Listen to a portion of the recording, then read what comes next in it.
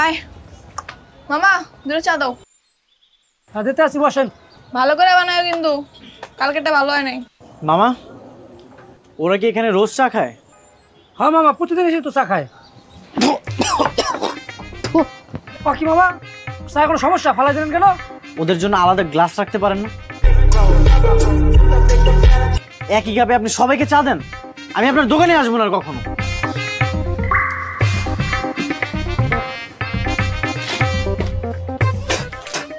কি রে, আমরা যে কাপে চা খাই সে কাপে চা খেলে তো সমস্যা কোথায়? দূরে দাঁড়িয়ে কথা বল, কাছে আসবি না। কেন সোনা, কাছে আসলে কি এমন হবে? তোদের বাতাস লাগলেও না পাপ হবে। তাই? ওরে আমার পবিত্র বাবুটা, আয় তাহলে তোকে ছেড়ে দিই। আয়। ছি,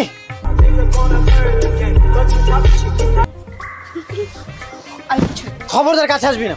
কেন, কি করবে কাছে আসলে? আয় নে। ছাড়।